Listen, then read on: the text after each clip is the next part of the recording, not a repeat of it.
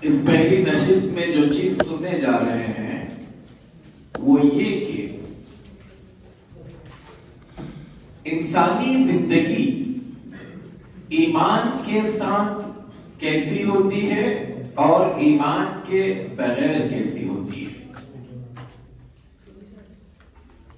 سب سے پہلے میں آپ سے کچھ پوچھتا چلوں گا درمیان میں ہی۔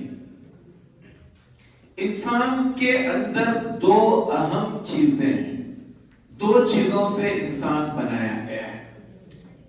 نمبر ایک اس کا جسم ہے، باڈی۔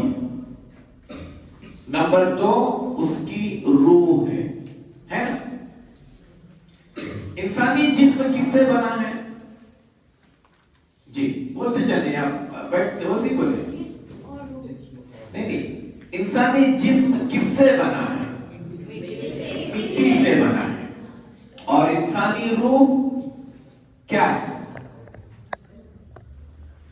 انسانی روح یہ اللہ تعالیٰ کا ایک حکم ہے، اللہ تعالیٰ کی طرف سے پھونکی ہوئی ایک چیز ہے جو اللہ تعالیٰ نے آدم علیہ السلام میں پھونکی۔ اب انسانی جسم مٹی سے بنا ہے تو اس جسم کی زیادہ اہمیت ہے یا انسانی روح کی زیادہ اہمیت ہے؟ روح کی اہمیت ہے۔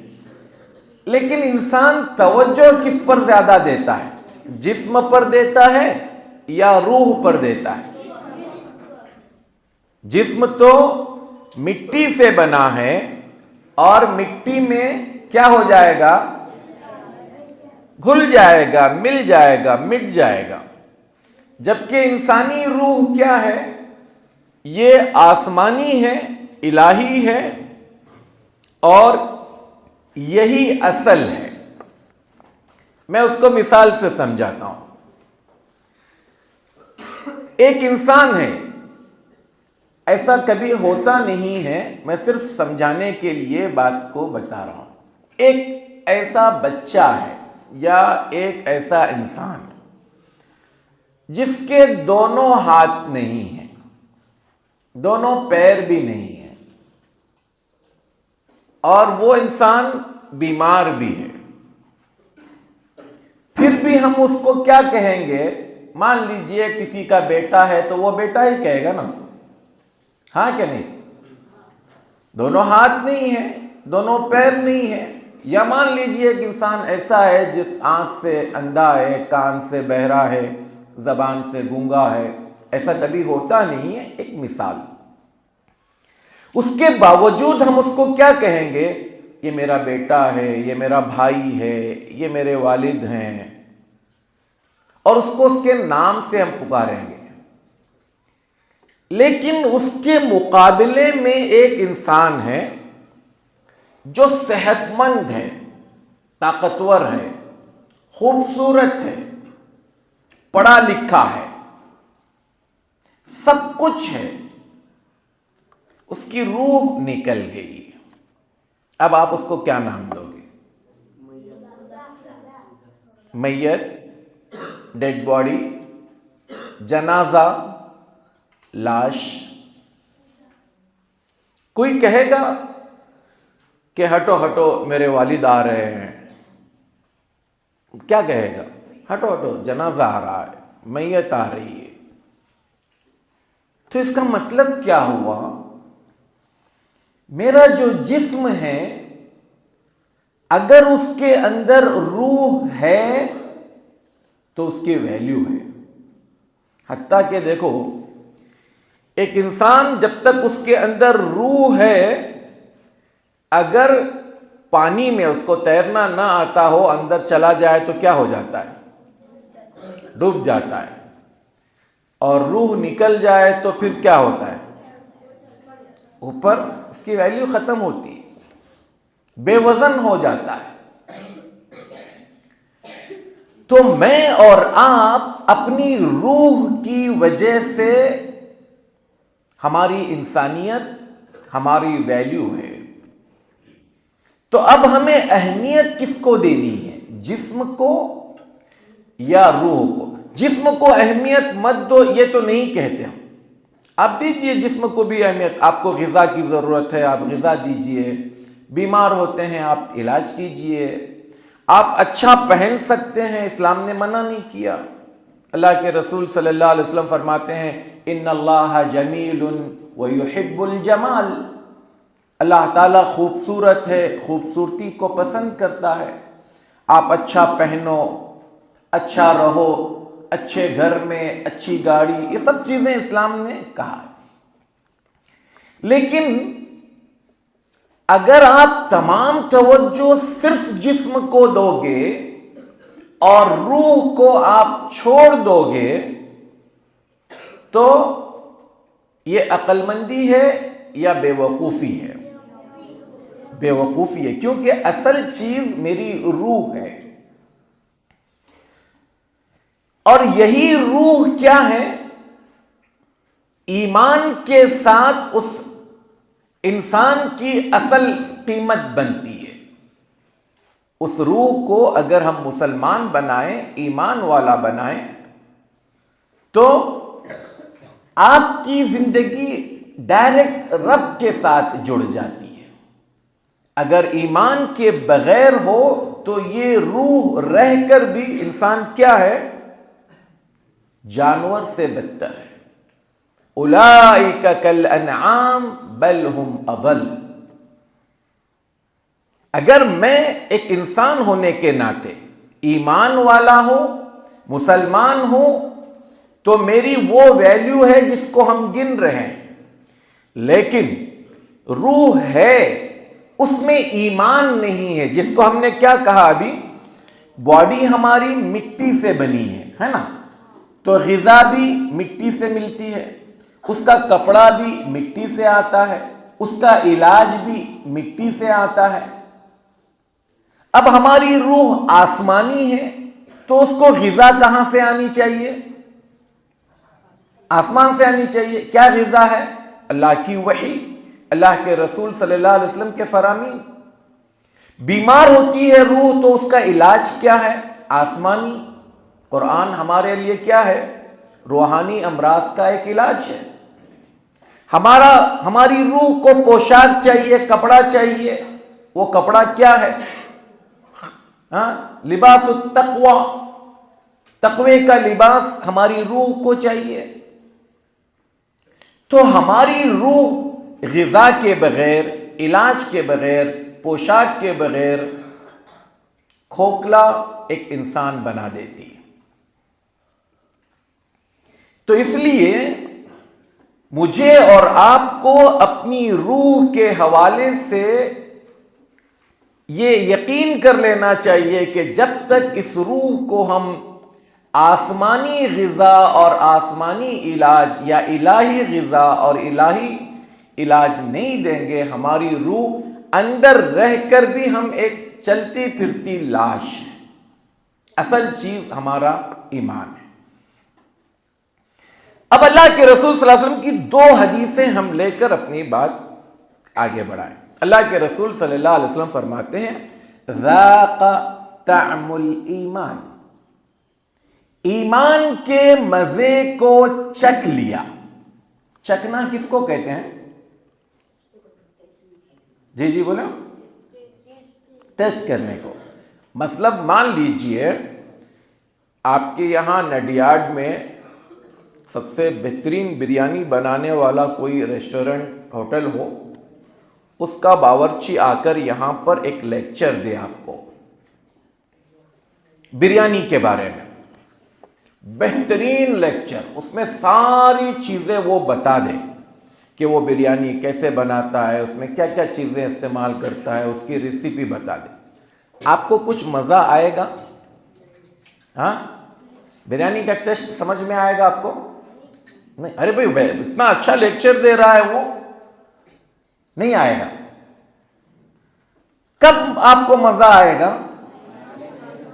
اگر مان لیجئے 1 کلو یا آدھا کلو بھی وہ بریانی بنا کر لائے اور ایک چمچ آپ کے ہاتھ میں دے، یا وہی چمچ آپ کے زبان پر وہ لگا دے.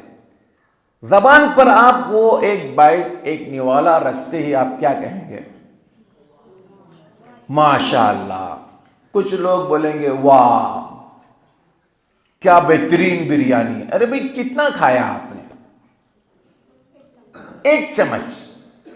لیکن اس کے 1 گھنٹہ 1.5 گھنٹے کے لیکچر سے آپ کو کچھ سمجھ میں نہیں آیا. ایک بائٹ زبان پر رکھتے ماشاء اللہ کیا بریانی ہے. ابھی کتنے لوگوں کے منہ میں پانی آ رہا ہے نا؟ ٹیسٹی ہے بریانی، ابھی ہم نے چکا نہیں. اللہ کے رسول صلی اللہ علیہ وسلم کیا کہہ رہے ہیں؟ ذاق طعم الایمان، ایمان کے مزے کو چکھ لیا. جیسے آپ نے، میں ایمان پر گھنٹے کا لیکچر دوں، آپ کو ایمان کا وہ مزہ نہیں آئے گا. اللہ کے رسول صلی اللہ علیہ وسلم 3 باتیں بتا رہے ہیں آگے چل کر. ان 3 باتوں کو اگر آپ کی زندگی میں آپ محسوس کرو گے تو وہ ایمان کے مزے کو زبان پر نہیں، دل پر آپ اس کے ٹیسٹ کو محسوس کرو گے، چکھو گے. یہ چکھنے کا لفظ جیسے بریانی کی مثال میں آپ نے خود مان لیا کہ آپ زبان پر رکھتے ہی محسوس کرو گے. یہ 3 چیزوں میں اللہ کے رسول صلی اللہ علیہ وسلم فرماتے ہیں آپ ایمان کے مزے کو چکھ لو گے. کیا فرمایا؟ من رضی باللہ ربا، جو اللہ کے بارے میں خوش ہو جائے اس بات کو لے کر اللہ میرا رب ہے. کیا خوش ہیں آپ لوگ؟ صحیح بتائیں ہماری زندگیوں کے حساب سے. اللہ نے کسی کو بہت دولت سے نوازا، کسی کو کم دیا، شاید کسی کو غربت میں رکھا. جو غربت میں ہے کیا وہ خوش ہے، راضی ہے اللہ سے، یا ہماری زبانوں پر شکوے شکایات؟ کیا اللہ تبارک و تعالیٰ نے ہمیں جس خاندان میں پیدا کیا، جس جگہ ہماری پرورش ہو رہی ہے، اس پر ہم خوش ہیں؟ ہم مسلمان ہیں، یہ پابندی، یہ حلال، یہ حرام، یہ نمازیں پڑھو، یہ کرو، لوگ دیکھو کتنے آزاد ہیں اس طرح کی کوئی شکایتیں کوئی ہمارے دل و دماغ پر یا ہماری زبانوں پر باتیں یا نہیں ہیں؟ نہیں ہیں؟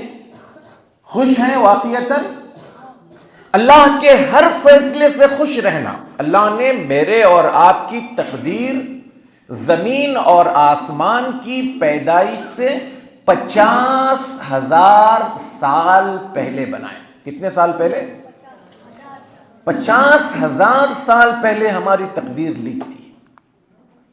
جو چیز اللہ نے میرے نام لکھی ہے اس پر راضی رہو، خوش رہو. بیماری ہے یہ اللہ کی آزمائش، آپ علاج کیجئے، صحت کے لیے دعا کیجئے، دوسروں سے دعا کروائیے، لیکن اللہ کے لیے اپنی زبان پر کوئی شکایت مت لائیے. کیوں؟ کیونکہ اللہ نے جو تقدیر لکھی ہے وہ عین حکمت اور عدل پر مبنی ہے. خوش رہنا، میں ایک واقعہ اکثر بتاتا ہوں اس سمجھنے کے لیے، اور یہ واقعہ سچا ہے مجھے نہیں پتا، ایک بات کو سمجھنا ہے. ایک بادشاہ تھا، اس کا ایک وزیر تھا. یہ دونوں شکار کرنے اکثر جنگل جایا کرتے تھے. تو ایک دن، اور وہ وزیر کی عادت تھی جب بھی کچھ ہوتا تو بولتا تھا جو کرتا ہے اللہ تعالیٰ کرتا ہے، اللہ جو کرتا ہے اچھا کرتا ہے، اس میں بھی کچھ نہ کچھ اچھائی ہوگی. ہمیشہ یہ جملہ اس کا کامن ہوتا تھا. ایک دن اتفاق ہوا کہ شکار پر گئے، بادشاہ کی انگلی کٹ گئی. بادشاہ کی انگلی کٹ گئی تو وزیر نے کہا بادشاہ سلامت، جو ہوتا ہے اچھا ہوتا ہے، اللہ جو کرتا ہے بھلائی کے لیے کرتا ہے، اللہ کے فیصلے عدل پر مبنی. بادشاہ کو آیا غصہ، بولے میری انگلی کٹی ہے، خون بہ رہا ہے، یہ اس کے وہی پرانے جملے زبان پر اللہ کرتا ہے، بہتر کرتا ہے، جو اچھا ہوتا. غصے میں اس نے کیا کیا، اٹھایا اور اس کو جیل میں ڈال دیا۔ جیل میں ڈالنے کے بعد بادشاہ اپنی زندگی گزار رہا تھا کہ ایک وقت آیا، اب شکار پر اکثر وہ اس کے ساتھ میں جاتا تھا، جب دوبارہ شکار کے لیے جانا تھا تو اکیلا نکل گیا۔ اکیلا نکل گیا، غلطی سے کسی اور کے علاقے میں چلا گیا۔ وہاں پر کچھ لوگ ایک آدمی تلاش کر رہے تھے، بلکہ صحیح معنوں میں ایک بکرا تلاش کر رہے تھے۔ ان کے یہاں دیوی دیوتاؤں پر چڑھانے کے لیے ایک آدمی چاہیے تھا جس کو وہ اپنے دیوی دیوتاؤں کے سامنے ذبح کرتے۔ انہوں نے اس بادشاہ کو دیکھا، پکڑ لیا، لے جا کر ان کا جو دیوی دیوتا کا مندر تھا وہاں پر چھوڑ دیا۔ چھوڑنے کے بعد اب پجاریوں نے تلاش کیا، اوپر سے نیچے تک پورا چیک کیا، بولے اس کو واپس کر دو۔ بولے کیوں؟ اس کی انگلی کٹی ہے تو اس لیے یہ نہیں چلتا۔ ہمارے پاس دیوی دیوتاؤں پر جو آدمی یا جو نذرانہ چڑھانا ہے وہ کیسا ہونا چاہیے؟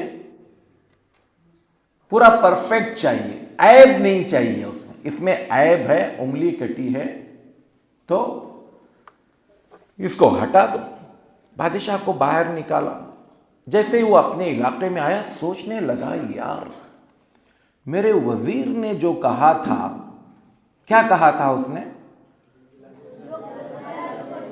انگلی کٹی تو اللہ جو کرتا ہے اچھا کرتا ہے۔ تو اس نے کہا یار اس کی بات تو صحیح تھی، اللہ نے جو کیا، انگلی کٹی تھی، اب گردن کٹنے سے بچ گئی۔ فوراً جیل گیا، وزیر سے ملا، کہا نہیں بھائی معاف کرنا، میں غلط تھا، تو نے جو بات کہی وہ صحیح تھی، تو میری جو انگلی کٹی تھی اللہ نے اس میں بھلائی رکھی تھی، آج میری گردن کٹنے سے بچ گئی۔ بادشاہ نے پھر اس نے معافی مانگی کہ معاف کرنا، میں نے تجھے جیل میں خامخواہ ڈالا۔ کہا کہ نہیں، تم نے مجھے جو جیل میں ڈالا اچھا کیا، اللہ نے بہتر کیا، اس میں بھی بھلائی تھی۔ بادشاہ نے کہا اس میں کیا بھلائی تھی؟ کہا بادشاہ سلامت، ہمیشہ ہم دونوں مل کر جایا کرتے تھے، اگر ہم دونوں اس بار بھی ہوتے تو کیا ہوتا؟ آپ کی انگلی کٹی تھی، آپ تو باہر آ جاتے، میری گردن کٹ جاتی، اچھا میں جیل میں تھا۔ کچھ سمجھ میں آیا؟ آپ یقین کیجئے ہماری زندگیوں میں کبھی کوئی چیز میرے دل و دماغ میں ایسا لگتا ہے کہ یہ میرے ساتھ برا ہوا، آپ اللہ کے فیصلے پر راضی رہیے۔ یہ تو ایک فرضی واقعہ تھا، میں قرآن کا ایک واقعہ آپ کو بتاتا ہوں۔ قرآن میں سورہ کہف میں کچھ واقعات ہیں، ہے نا؟ کسی کو پتا ہے سورہ کہف میں کیا واقعہ ہے؟ اصحاب کہف میں نہیں، سورہ موسیٰ علیہ السلام اور خضر کے بیچ میں جو باتیں ہوئی، کوئی واقعہ بولو عبد الشکور۔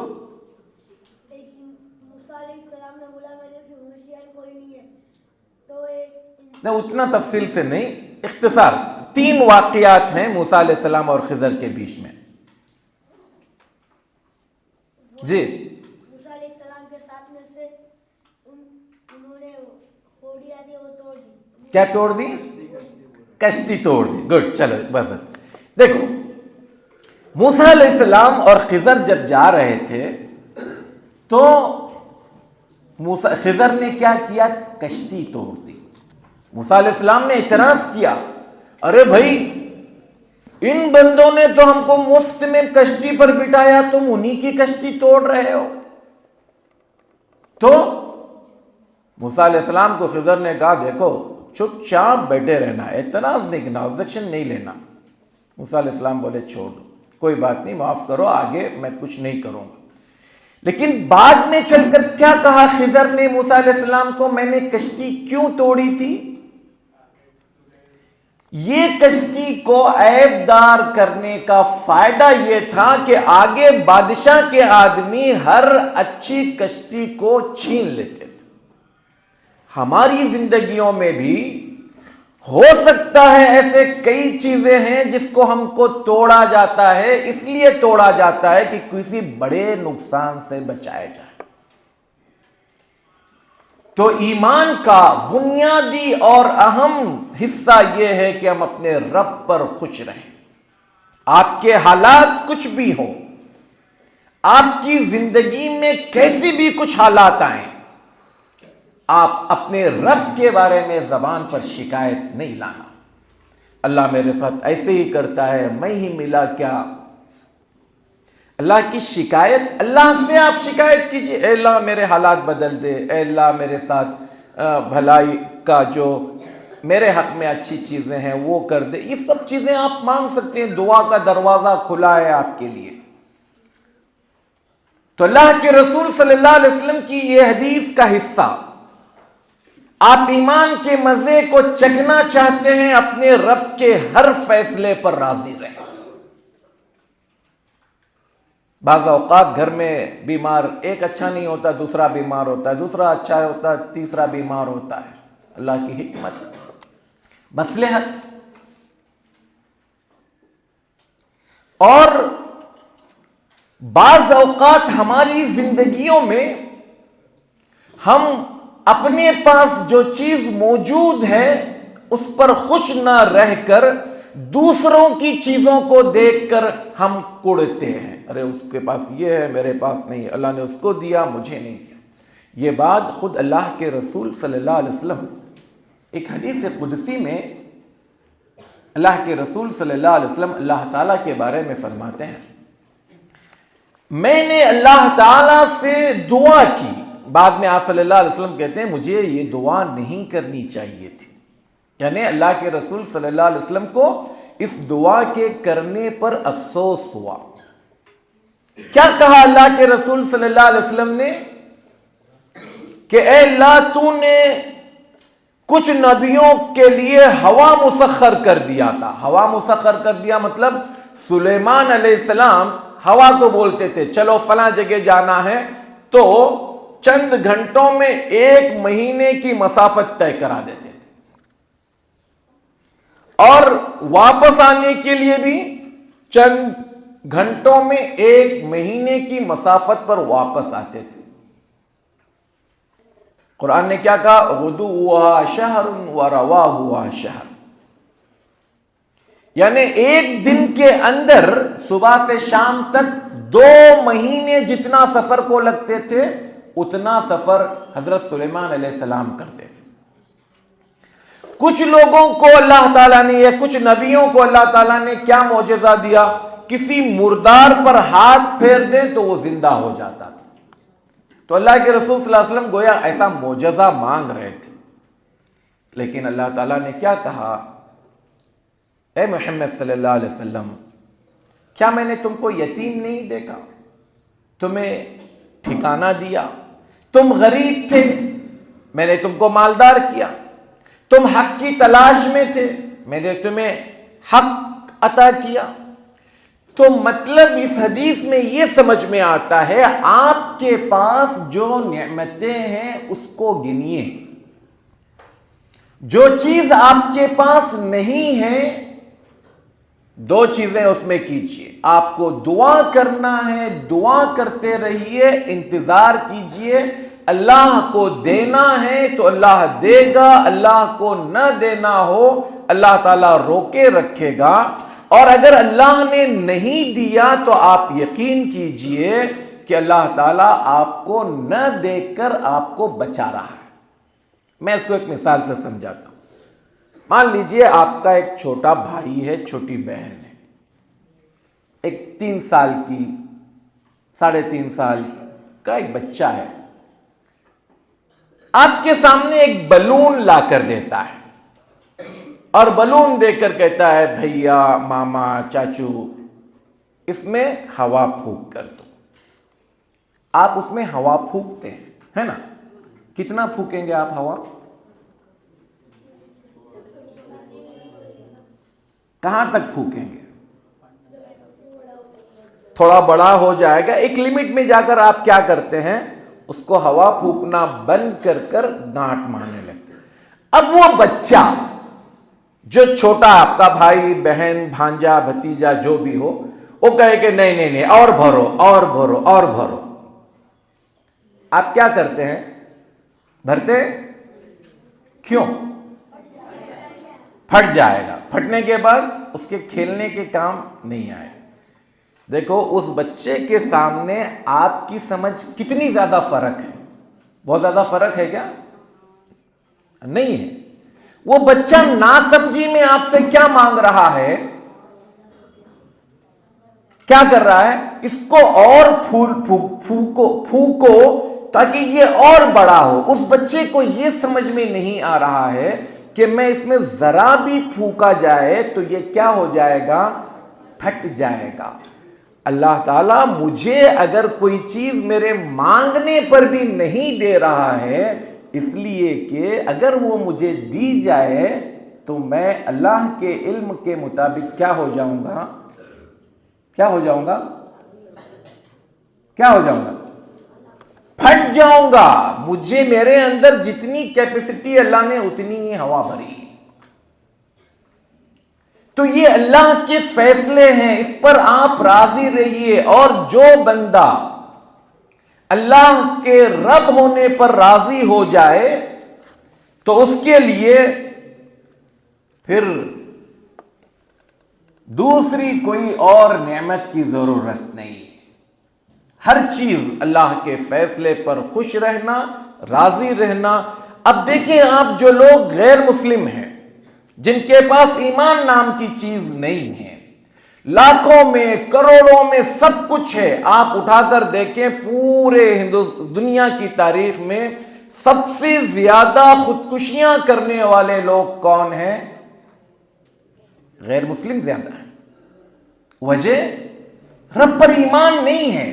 ایک مسلمان دیکھیں حالات کا مارا ہوا ہے, پریشان ہے, اس کو ایک امید ہے اللہ تعالیٰ بہتر کرے گا, اللہ تعالیٰ بہتر کرے گا. یہ امید کا وہ چراغ ہمارے دلوں میں ایمان کی شکل میں جل رہا ہے جو ہمیں گرنے نہیں دیتا, جو ہمیں مایوس ہونے نہیں دیتا. اللہ تعالیٰ پر ایمان مجھے اور آپ کو کسی بھی غلط کام کرنے سے روکتا ہے. لیکن اگر مسلمان ہو نام کو اور یہ سب چیزیں نہ ہو, اللہ پر یقین نہ ہو, امید نہ ہو, توکل نہ ہو, تو پھر وہ انسان بھی کیا ہو جاتا ہے؟ ایک نہ ایک دن غلط قدم اٹھا دیتا ہے. ایمان کس کو کہتے ہیں؟ ذرا میں ایک مثال سے آپ دیکھیں. ابراہیم علیہ السلام اپنی بیوی ہاجر کو اور اپنے چھوٹے دودھ پیتے بچے کو مکہ میں لے جا کر چھوڑ دیتے ہیں. اس وقت میں مکہ میں کچھ بھی نہیں ہے, ایک پرندہ پر نہیں مارتا, وہاں پر کوئی انسان تو انسان کوئی بھی چیز پائی نہیں جاتی. آسمان ہے, نیچے زمین ہے, پہاڑ ہیں, پتھر ہیں, ریگستان ہے, حتیٰ کہ پانی کا وجود نہیں, وہاں پر کوئی ہریالی نہیں, کچھ نہیں ہے. ابراہیم علیہ السلام بیوی اور بچے کو چھوڑ کر جا رہے ہیں. ہاجر نے پوچھا, ہاجر ان کی بیوی کا نام ہے, کس کی ماں ہے وہ؟ گڈ, اسماعیل علیہ السلام کی ماں. ہاجر نے پوچھا ابراہیم کہاں جا رہے ہو؟ تو کوئی جواب نہیں دیا. پھر پوچھا ابراہیم کہاں جا رہے ہو؟ بھئی آج کل کے جیسے تو نہیں ہے کہ کہیں پر بٹھائے, رکو ذرا میں ہوٹل دیکھ کر آتا ہوں, میں کھانا دیکھ کر آتا ہوں, ریسٹورنٹ سے کچھ لے کر آتا ہوں. ایسا تو نہیں تھا, کچھ بھی نہیں ہے. تیسری بار ابراہیم علیہ السلام نے پوچھا, ابراہیم علیہ السلام سے پوچھا ابراہیم کہاں جا رہے ہو؟ کوئی جواب نہیں. پھر پوچھا اللہ امرک بہذا, کیا اللہ نے تم کو حکم دیا کہ ہم کو یہاں پر چھوڑ کر جاؤ؟ تو ابراہیم علیہ السلام نے کہا کہ ہاں. اس وقت میں ہاجر علیہ السلام کا ایک جملہ سنیے. ایمان کس کو کہتے ہیں؟ ایمان کے ساتھ کی زندگی میں انسان کتنا بلند ہو جاتا ہے، اس کی طاقت کتنی بڑھ جاتی ہے۔ ایک عورت ہے، سوچ کر دیکھیں، ایک عورت ہے، ہاتھ میں دودھ پیتا بچہ ہے، آدمی چھوڑ کر جا رہا ہے، کھانے کے لیے چند 1 کلو کھجور ہوں گے، پینے کے لیے چند 1 لیٹر پانی ہوگا، لیکن اس عورت نے کیا جواب دیا؟ اذن لا یضیعنا، جاؤ، اللہ ہم کو ضائع نہیں کرے گا۔ دنیا کی کوئی طاقت، کوئی قوت، اگر ہم اللہ کے ساتھ جڑے ہیں تو اللہ تعالیٰ کا وعدہ ہے کہ میں تمہارے ساتھ ہوں۔ احفظ اللہ یحفظک، تم اللہ کی حفاظت کرو، اللہ تمہاری حفاظت کرے گا۔ احفظ اللہ تجدہ تجاہک، اللہ کی حفاظت کرو، اللہ کی مدد کو ہر وقت تم پاؤ گے۔ لیکن کب؟ جب میں رب کے ساتھ جڑا رہوں، جب میرا ایمان مضبوط ہو، جب میں اللہ کے کلام کے ساتھ، اللہ کے گھروں کے ساتھ جڑا رہوں۔ تو کیا کہا ہاجر نے؟ اذن لا یضیعنا، چاہو اللہ ہمیں ضائع نہیں کرے گا۔ ایمان دیکھا آپ نے؟ کس قدر بلند ایمان! وہاں تو سوچ کر، آپ ابھی بھی سوچ کر دیکھیں، پورا جنگل ہی جنگلوں، پہاڑ ہی پہاڑوں، پانی نہیں، کھانا نہیں، انسان نہیں، کوئی بات کرنے والا نہیں، ایسی جگہ پر ایک عورت ایک معصوم بچے کو چھوڑ کر جا رہے ہیں، لیکن اس عورت کے دل میں اللہ کے بارے میں ایک مضبوط عقیدہ ہے، ایک مضبوط ایمان ہے، اللہ پر بھروسہ ہے۔ کہا تم جاؤ، اللہ ہمیں ضائع نہیں کرے گا۔ اللہ ضائع کیا ہاجر کو، اسماعیل کو؟ آج بھی دونوں کے لیے اللہ تعالیٰ نے ایسی چیز مکہ میں چھوڑی ہے، کہا جب اس بندی نے میرے پر اتنا بھروسہ کیا تو میں اس بندی کی ایک ادا کو قیامت تک کے لیے اپنے عبادت کا ایک رکن بنا دیتا ہوں۔ ایسے چیزیں، یہ تو ہمیں بعد میں پتا چلا نا، محمد صلی اللہ علیہ وسلم نے جو کچھ ہمیں بتایا۔ آپ اللہ کے ساتھ بھروسہ کر کر ایسا کام کیجئے، اللہ تبارک و تعالیٰ کے نزدیک میرے اور آپ کا مقام بلند ہو سکتا ہے۔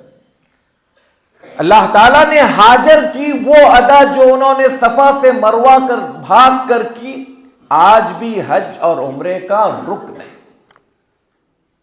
حالانکہ بعض لوگوں کو ہو سکتا ہے یہ کیا یار، ادھر سے ادھر بھاگ رہے، ادھر سے ادھر بھاگ رہے، لیکن کیا ہے؟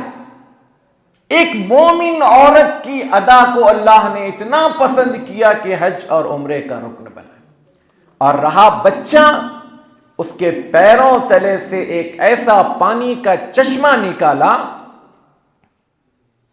4000 سال سے زیادہ ہو گئے، آج بھی کروڑوں لیٹر پانی نکالنے کے باوجود نہ پانی کی تاثیر ختم ہوئی اور نہ پانی کی کوانٹٹی کبھی آؤٹ آف اسٹاک رہے۔ یہ اللہ پر ایمان کے ساتھ جب ہم جیتے ہیں تو اس طرح کی چیزیں ہمارے سامنے آتی ہیں۔ دوسری چیز، اللہ کے رسول صلی اللہ علیہ وسلم نے کیا فرمایا؟ وَبِالْإِسْلَامِ دِينًا، اپنے اسلام کے دین ہونے پر فخر ہونا چاہیے۔ میں مسلمان ہوں، میرا دین اسلام ہے، اور اس دین کے بارے میں کوئی شک شبہ ہمارے دلوں میں نہیں ہونا چاہیے۔ بعض چیزیں ہماری سمجھ میں نہیں آتی ہیں، ٹھیک ہے، سمجھنے کی کوشش کیجئے، انتظار کیجئے، لیکن اسلام کے بارے میں اپنے دل و دماغ میں کوئی ایسا فتور یا ایسا شک و شبہ مت پیدا کیجئے۔ دشمنان اسلام اسلام کے بارے میں کچھ بھی بولیں، میرے اور آپ کی زبان پر یہ ہونا چاہیے، اسلام سے بہتر کوئی دین ہو نہیں سکتا۔ کیا بہترین دین ہے! کل ہم نے تربیت کے نام پر کچھ چیزیں سنی۔ جو دین مجھے عقیدہ دیتا ہو، ایک اچھی سوچ دیتا ہے، اچھی عبادتیں دیتا ہے، ان عبادتوں کے پیچھے بہترین مقاصد ہیں، بہترین اس کا انسانی زندگی میں فائدہ ہے، اخلاق سکھاتا ہے، معاملات سکھاتا ہے، بڑوں کا احترام سکھاتا ہے، بچوں کے ساتھ شفقت سکھاتا ہے، تو اسلام کے بارے میں اگر میں یہ یقین کر لوں کہ یہ دین میرے لیے سب سے بہترین دین ہے، بعض اوقات ہو سکتا ہے ہمیں کچھ لگتا ہے کہ یہ کیا پابندیاں ہیں، لیکن حقیقت یہ یقین کیجئے اسلام نے اگر کوئی چیز کو حرام کیا ہے تو 1% کا اس میں فائدہ نہیں ہے، اور اسلام نے جو چیز حلال کی ہے یہ یقین کیجئے اللہ تبارک و تعالیٰ نے اس میں میرے اور آپ کے لیے فائدہ ہی فائدہ رکھا۔ تو یہ دین جس کے میں اور آپ ماننے والے، اس سے محبت کیجئے، اس کی تعلیمات کو حاصل کرنے کے لیے کوشش کیجئے۔ یہ دین صرف دعوے کا نام نہیں ہے، صحابہ نے بڑی بڑی محنتیں کی، صحابہ کے بعد کے دور میں لوگوں نے، محدثین نے کیا کچھ اپنی زندگیاں اس پر لگائی۔ اس دین کو حاصل کرنے کے لیے محدثین اتنا چلتے تھے، بعض محدثین کے بارے میں آتا ہے کہ اتنا چلنا پڑتا تھا انہیں کہ پانی کی نہ ملنے کی وجہ سے اور چل چل کر بسا اوقات انہیں خون کے پیشاب آیا کرتے۔ اس علم کو حاصل، آج ہمارے پاس دیکھیں ماشاءاللہ ایک بہترین مسجد جس میں روشنی کا انتظام، بہترین ماحول، کھانے پینے کا انتظام، پھر بھی ہم اس علم کو حاصل کرنے کے لیے ہمیں تیار کرنا پڑتا ہے، ہمیں ابھارنا پڑتا ہے۔ صحابہ، تابعین، تبع تابعین، محدثین کے بارے میں آتا ہے کہ باسی روٹیاں پانی میں بھگو بھگو کر کھایا کرتے تھے، تب کہیں یہ دین ہمارے پاس آیا۔ ایک چھوٹا سا واقعہ میں اشارے میں بتاتا ہوں۔ ایک بہت بڑے عالم ہیں، ان کا نام ہے بقی ابن مخلد رضی اللہ تعالی۔ اسپین سے، موجودہ جو اسپین ہے، اسپین سے لے کر بغداد تک پیدل چل کر آتے ہیں، 6000 کلومیٹر کا سفر، 6000 کلومیٹر کا سفر، یعنی یہاں سے مکہ بھی اگر آپ جائیں گے تو 4500 کلومیٹر ہوتا ہے۔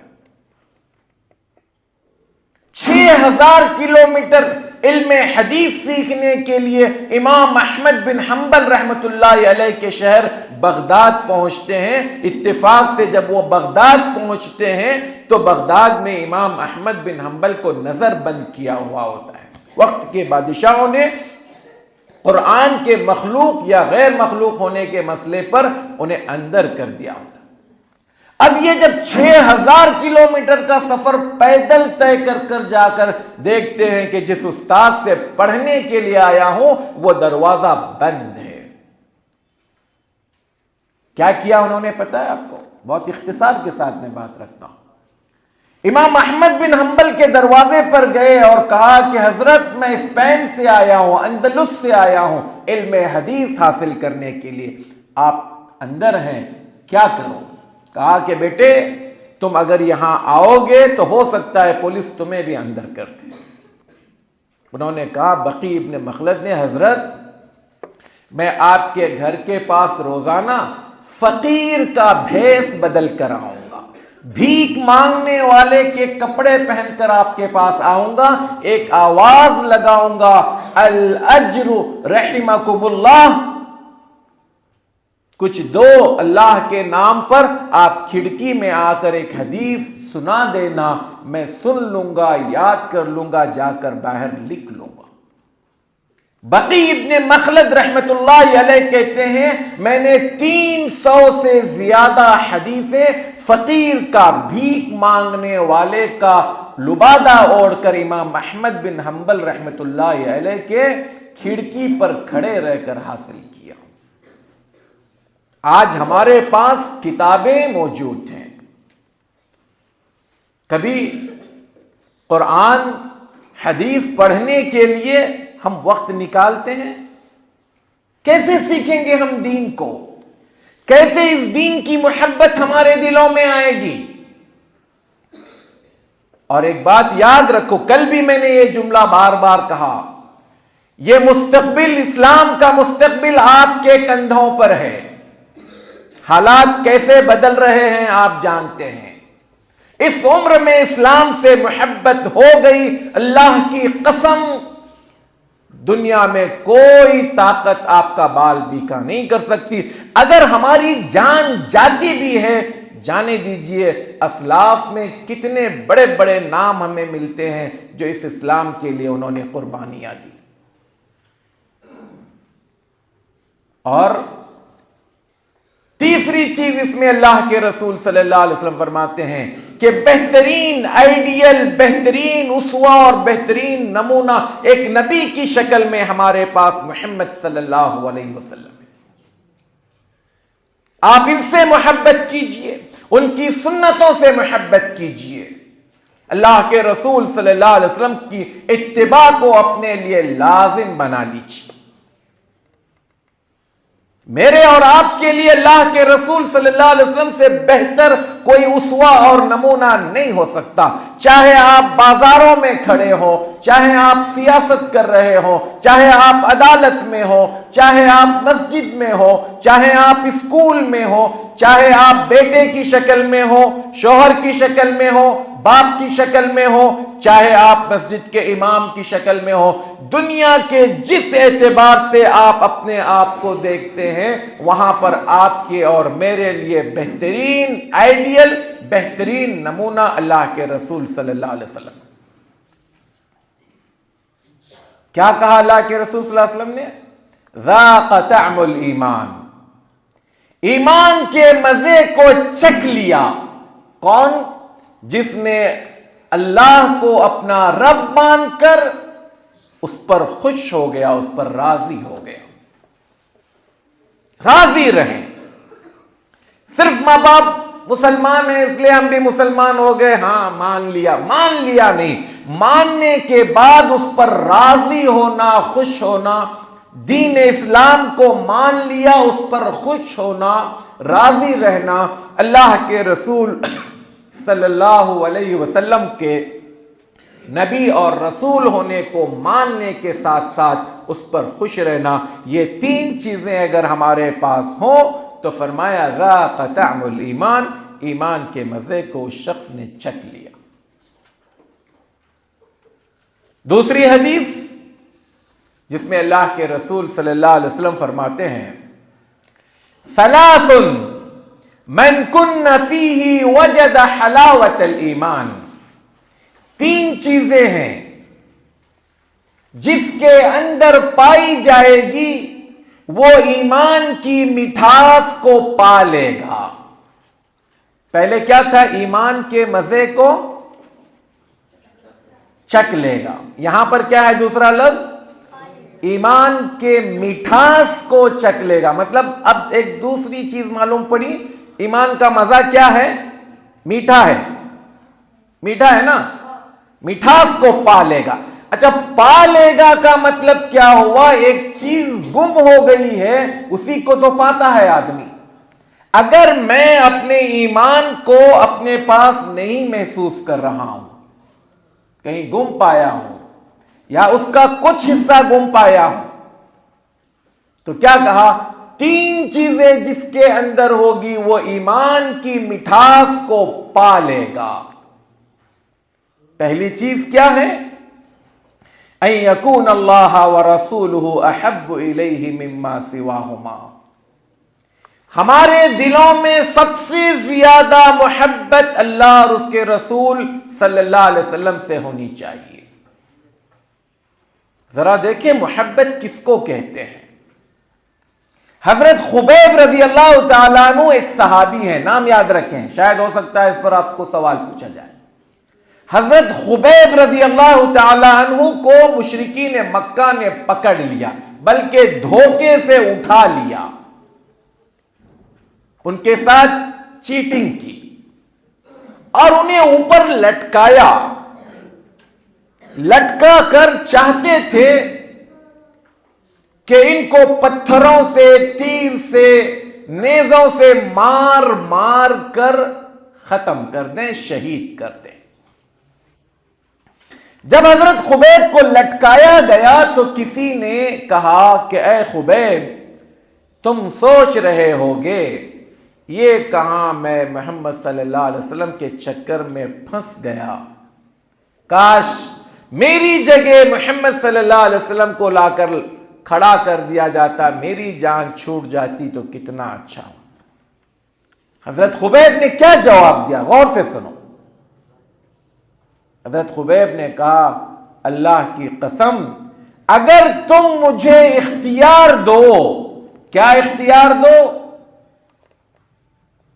کہ اگر تم لوگ محمد صلی اللہ علیہ وسلم کے تلوے میں کانٹا چباؤ گے اور اس کے بدلے میں میری جان چھوٹ جائے گی، مجھ سے اگر آ کر یہ کہو کہ اے خبیب، ہم لوگ تمہاری جان چھوڑنے کے لیے تیار ہیں، تمہیں معاف کرنے کے لیے تیار ہیں، صرف ہمیں اللہ کے رسول صلی اللہ علیہ وسلم کے پیر میں ایک بار کانٹا چبانے دو، تو میں یہ کہوں گا کہ تم میری جان لو، یہ میرے نزدیک زیادہ بہتر ہے اس کے کہ اللہ کے رسول صلی اللہ علیہ وسلم کے پیر میں کانٹا چبایا جائے۔ کیا محبت تھی، جان اور ادھر کانٹا چبانا بھی صحابی کو ایک برداشت نہیں تھا۔ اتنی محبت ایک صحابی اللہ کے رسول صلی اللہ علیہ وسلم سے کرتے، اپنے آپ سے بھی زیادہ صحابہ اللہ کے رسول صلی اللہ علیہ وسلم سے کرتے تھے۔ ایک مرتبہ حضرت عمر رضی اللہ تعالیٰ عنہ نے کہا اے اللہ کے رسول صلی اللہ علیہ وسلم، میں اپنے بعد سب سے زیادہ محبت آپ سے کرتا ہوں۔ اللہ کے رسول صلی اللہ علیہ وسلم نے کہا کیا مطلب میں سب سے زیادہ اپنے آپ سے محبت کرتا ہوں، میرے بعد آپ سے؟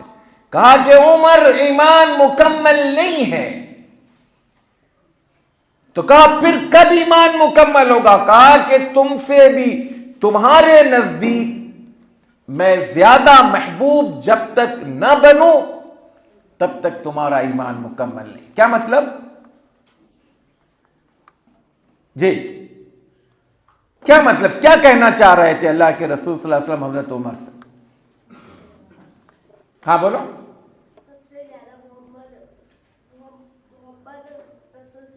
اللہ انسانوں میں اللہ کے رسول صلی اللہ علیہ وسلم سے اور اللہ کے رسول صلی اللہ علیہ وسلم سے زیادہ محبت اللہ تبارک و تعالیٰ کی ہونی چاہیے۔ تو اس حدیث میں کیا کہا گیا؟ پہلی چیز کہ اللہ اور اس کے رسول صلی اللہ علیہ وسلم ہمارے نزدیک سب سے زیادہ پیارے ہیں۔ ابراہیم علیہ السلام کو اللہ تعالیٰ نے کہا اپنے بیٹے کو ذبح کرو، کیا بولے؟ اللہ میں کیسا کروں بچے کو، معصوم بچہ ہے۔ کچھ کہا؟ بیٹے سے کہا بیٹے چل۔ تو یہ محبت اللہ تبارک و تعالیٰ کی آزمائی جائے گی۔ ہمارے دنیاوی معاملات میں بھی ہو سکتا ہے ایک طرف اللہ کا حکم ہو، ایک طرف شیطان ہمیں دوسری طرف لے جائے، تو ہمیں کیا دیکھنا ہے؟ اللہ کی محبت ہمارے نزدیک کتنی ہے۔ دوسری چیز اللہ کے رسول صلی اللہ علیہ وسلم نے فرمایا ایک مسلمان دوسرے مسلمان سے محبت صرف اللہ کی بنیاد پر کرے۔ اللہ کے لیے محبت کرنا اپنے مسلمان بھائی سے۔ اللہ کے رسول صلی اللہ علیہ وسلم فرماتے ہیں ہم سے پہلے زمانے کا ایک واقعہ بیان کرتے ہوئے کہ ایک شخص ایک سفر پر جا رہا تھا، راستے میں ایک انسان اسے ملتا ہے، پوچھتا ہے بھائی کہاں جا رہے ہو؟ وہ کہتا ہے کہ میں فلاں بستی میں فلاں ایک دوست سے ملنے جا رہا ہوں۔ آپ کیوں اتنی دور سفر کر کر جا رہے ہو؟ کیا آپ کے بیچ میں کوئی رشتہ ہے کیا؟ کہا کہ نہیں۔ اچھا کچھ بزنس کا لین دین ہے کیا؟ کہا کہ نہیں. اچھا پرانی کوئی دوستی ہے کیا؟ کہا کہ نہیں. تو پھر کیوں جا رہے ہو؟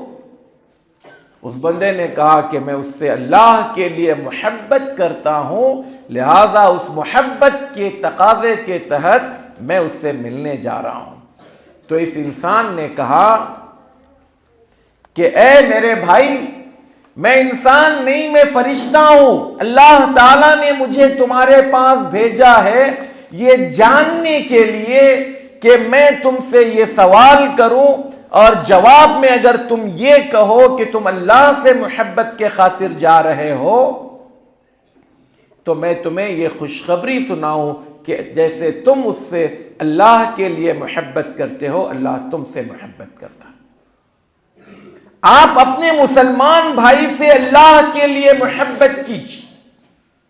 ہمارے دل میں ایک مسلمان بھائی کی محبت ہونی چاہیے، اور اس کا مقصد دنیاوی غرض و غایت نہیں، دنیا کے کچھ کھانے کھلانے کی باتیں نہیں، بلکہ خالص اللہ کی محبت. اور اس حدیث میں تیسری چیز جو بتائی گئی وہ یہ کہ ایک مرتبہ مسلمان ہونے کے بعد دوبارہ کفر میں جانا ایسا ناپسند کرے جیسے کوئی انسان آگ میں ڈالے جانے کو ناپسند کرتا ہے. ہم میں سے کوئی انسان چاہے گا کہ اس کو آگ میں ڈالا جائے؟ نہیں. ہم لوگ تو پیدائشی مسلمان ہیں، ماں باپ سے ہم مسلمان ہو کر آئے ہوئے ہیں، تو ہمیں کفر کا نہیں پتا. لیکن آج حالات ایسے آ رہے ہیں کہ لوگ ہمارے ایمان کا سودا کرنا چاہتے ہیں، لوگ ہمارے ایمان کی قیمت لگانا چاہتے ہیں، لوگ ہمیں ڈرانا چاہتے ہیں. ہمارے دلوں میں ایمان اتنا مضبوط ہو کہ دنیا میں کوئی مائے کا لال ہمارے ایمان کو خرید نہیں سکے، کوئی ہمیں ڈرا نہ سکے. یہاں پر دو چھوٹے چھوٹے واقعات کی طرف میں اشارہ کرتا ہوں. ڈرانے کی بات میں موسیٰ علیہ السلام اور فرعون کا واقعہ آپ نے سنا ہوگا. سنا ہے نہیں سنا؟ جی سنا. موسیٰ علیہ السلام کا ایک مقابلہ ہوتا ہے، کمپٹیشن ہوتا ہے. کس سے؟ جادوگروں کے ساتھ. جادوگر کس کے تھے؟ فرعون کے. جادوگر. یہاں پر دیکھو ایمان کے ساتھ اور ایمان کے بغیر زندگی کیسے بدلتی ہے. جب مقابلہ کرنے کے لیے فرعون کے جادوگر آئے تو کیا پوچھا؟ اِنَّ لَنَا لَأَجْرًا إِن كُنَّا نَحْنُ الْغَالِبِينَ. بادشاہ سلامت، اگر ہم جیت جائیں تو ہم کو کچھ ملے گا، خیرات میں، بھیک میں کچھ ملے گا کیا؟ حالانکہ کیا کہنا چاہیے؟ پہلے اگر ہم جیت جائیں گے تو بتاؤ کیا انعام دو گے، ایسا بولنا چاہیے نا. بھئی آپ کے پاس کوئی ہنر ہے، کوئی فن ہے، تو آپ پہلے جا کر ڈیمانڈ کریں گے کیا دو گے. یہاں پر ایسا نہیں کر رہے ہیں. وہ کیا کہہ رہے ہیں؟ اِنَّ لَنَا کچھ ملے گا کیا؟ مطلب ایک طرح سے بھیک مانگنے کے جیسے آنکھیں جھکا کر، سر جھکا کر بات کر رہے ہیں.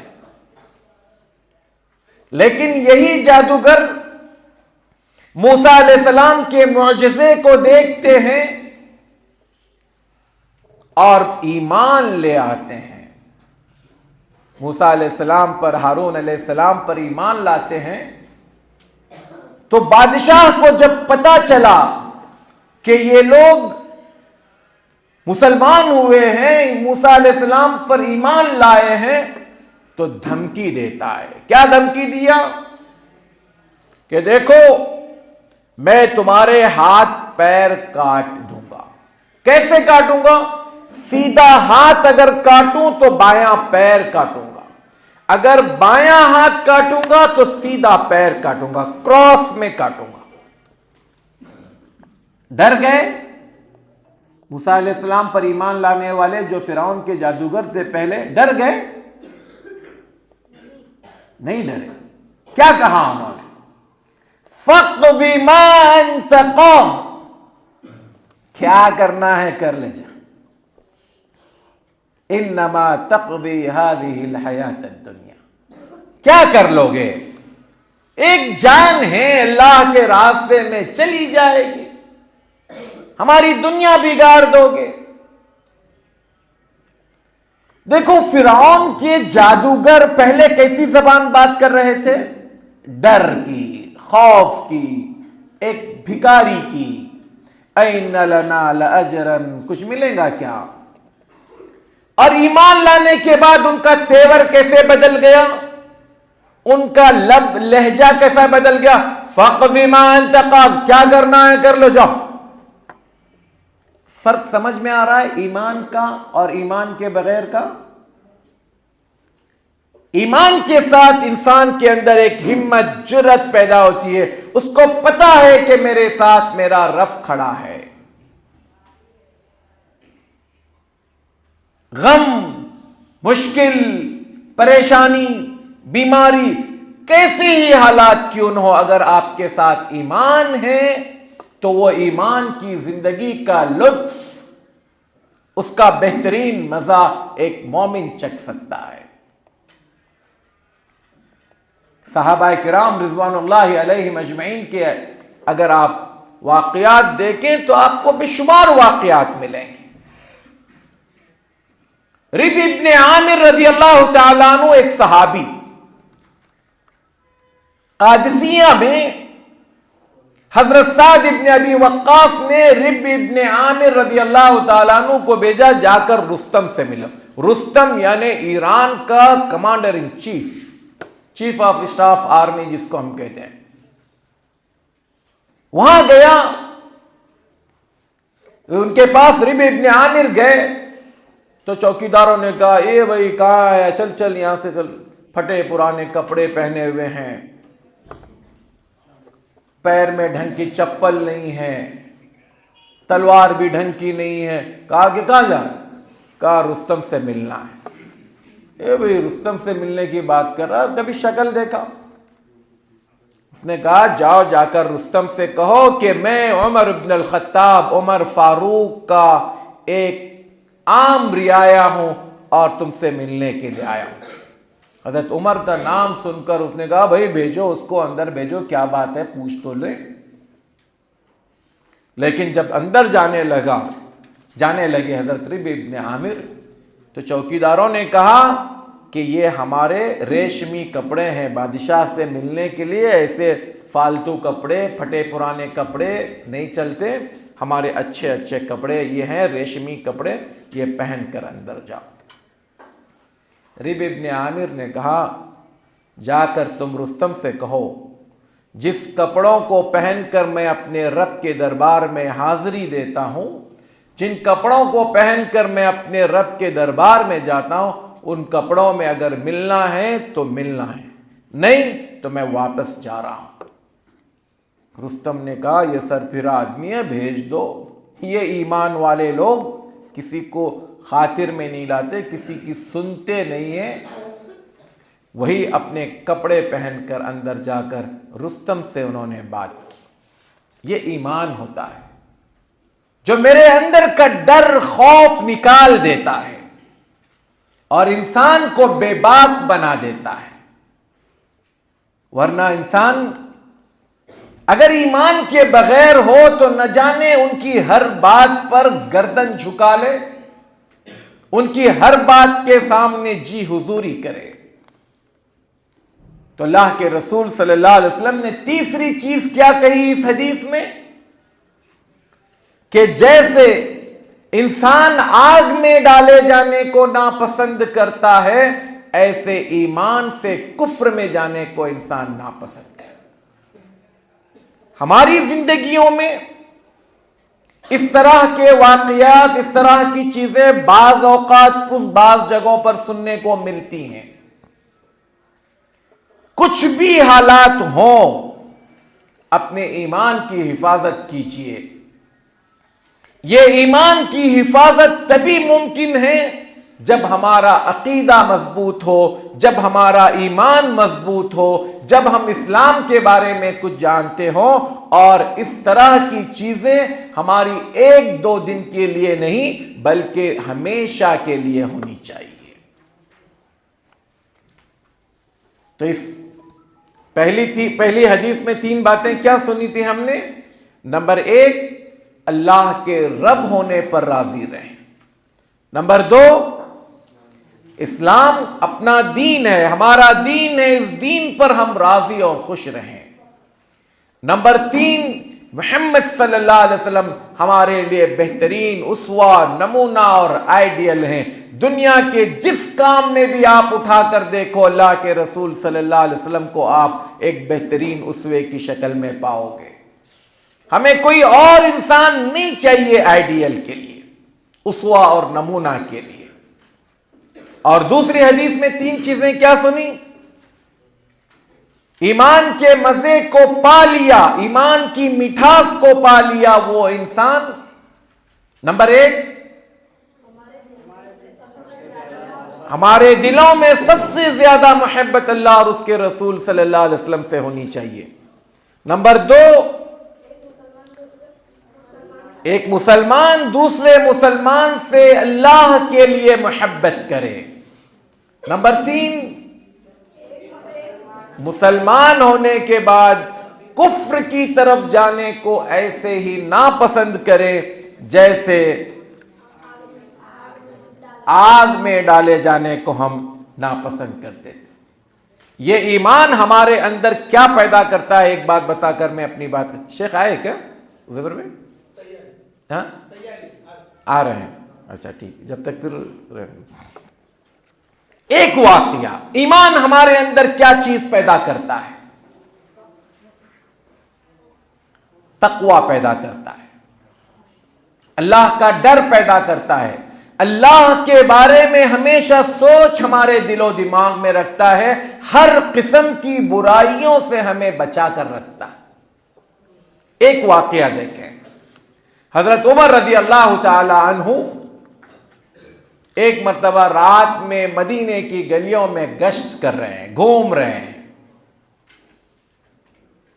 اچانک گھومتے ہوئے ایک گھر کے پاس سے گزرتے ہیں جہاں پر ایک ماں اپنی بیٹی سے کہہ رہی ہے، کیا کہہ رہی ہے؟ بیٹی اٹھو اور دودھ میں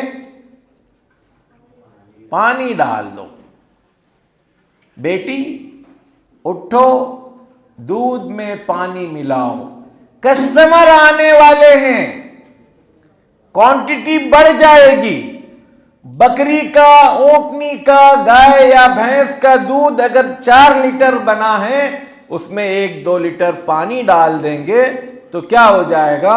قیمت بڑھ کر ملے گی۔ اس لڑکی نے کہا کہ امی، کل امیر المومنین عمر بن الخطاب کا اعلان ہوا کہ دودھ میں کوئی پانی ملا کر نہیں بیچے، تو میں کیسے دودھ میں پانی ملاؤں؟ ماں نے کہا بیٹی اٹھ، امیر المومنین تو سو رہے ہوں گے، انہیں کیا پتا کہ تم نے دودھ میں پانی ملایا ہے۔ اس بیٹی نے کیا کہا؟ اے امی، امیر المومنین عمر بن الخطاب نہیں دیکھ رہے ہو تو کیا ہوا؟ اللہ تو دیکھ رہا ہے۔ کیا تھا اس کے پاس؟ بچی کے پاس ایمان تھا، تقوی تھا، اللہ کا ڈر تھا۔ تو اس بچی نے پانی ملانے سے انکار کر دیا، اور اسی کے ساتھ حضرت عمر رضی اللہ تعالی عنہ نے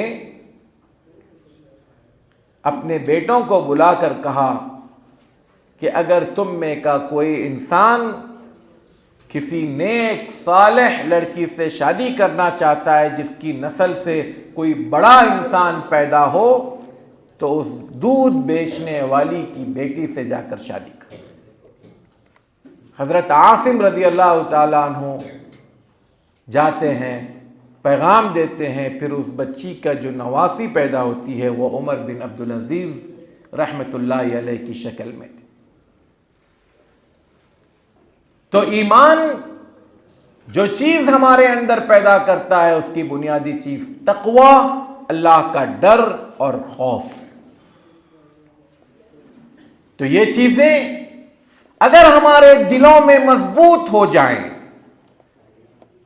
اگر ہم اس کو سمجھ لیں، سیکھ لیں، صرف رسمی طور پر نہیں، زبانی طور پر نہیں، پریکٹیکل طور پر، اور یہ تربیتی پروگرام آپ کا اسی لیے رکھا گیا، اللہ نے آپ کو چن لیا ہے، تو اس کا مطلب جہاں اس کی توفیق دی، آئندہ دنوں آئندہ سالوں میں یہ امید رکھیں کہ آپ سے پھر چراغ سے چراغ انشاءاللہ جلیں گے، یہ روشنی بڑھے گی۔ یہ ایمان جیسے کہ اللہ کے رسول صلی اللہ علیہ وسلم نے فرمایا ہر گھر میں داخل ہوگا بعز عزیز او بذل ذلیل، جو اس کو عزت کے ساتھ قبول کرے یا کوئی ذلت کے ساتھ، اسلام کی روشنی پھیلے گی، اسلام عام ہوگا۔ لیکن اس اسلام کو عام کرنے کے لیے، پھیلنے کے لیے میرے اور آپ کا کیریکٹر کیا ہے، میرے اور آپ کا کردار کیا ہے؟ اسلام تو ہر حال میں اللہ تبارک و تعالیٰ اس کو بلند و بالا رکھے گا۔ الاسلام یعلو ولا یعلی علیہ، یہ جو بات کہی گئی اس میں میرے اور آپ کے عمل کو بڑی اہمیت حاصل ہے۔ ہم اپنے حصے کا چراغ جلائیں۔ آپ جس عمر میں ہیں اس عمر میں بنیادی چیز یہ ہے آپ اسلام کو سیکھو، اسلام سے محبت کرو، اسلام کو آپ اپنے لیے بوجھ مت سمجھو، اس پر راضی رہو۔ یہ دو حدیثیں جو آپ کے سامنے پیش کی گئی ہے، اس کی بنیاد پر ایمان کو ہم اپنے دلوں میں جب جگہ دیں گے تو اس کے اثرات ہم اپنی زندگیوں میں دیکھ سکتے ہیں۔ اسی پر میں اپنی بات ختم کرتا ہوں اس دعا کے ساتھ کہ اللہ تعالی ہمیں صحیح معنوں میں مسلمان اور مومن بنائیں، اور جب تک زندہ رکھے اسلام پر ایمان پر رکھے، ہمارا خاتمہ ہو تو اسلام پر ایمان پر کلمہ توحید پر ہو۔ اب ہمارے سامنے فضیلت الشیخ نور الدین عمری حفظہ اللہ تعالی عنہ تشریف فرما ہے۔ ابھی انشاءاللہ آپ کا لیکچر ہوگا، اور اس سے پہلے شاید شیخ بچوں سے مخاطب ہوئے ہیں نہیں یہاں پر؟ اچھا، بچے آپ کے لیے آب حیات، ایک ماشاءاللہ بہت اچھا بچوں کے ساتھ شیخ کا بڑا عمدہ انداز ہوتا ہے، آپ بہت اچھے سے آپ انجوائے کریں گے۔ توجہ سے سنیں، جو باتیں شیخ بتائیں اس کو نوٹ کریں، جیسے کہ زبیر بھائی نے اعلان کیا تھا کہ آپ کے لیے انعامات بھی ہیں، تو بعد میں جب انشاءاللہ سوال جواب ہوں گے تو اس میں جو بچے جوابات دیں گے ان کو انعامات بھی ملیں گے۔ تو شیخ کے لیکچر کو بغور سماعت بھی کریں، لکھیں، اور ماشاءاللہ شیخ کا جو انداز ہے وہ آپ کو بہت ایک دم یونیک الگ انداز ملے گا، جو شاید عام طور پر ہمارے پاس نہیں ہوتا ہے۔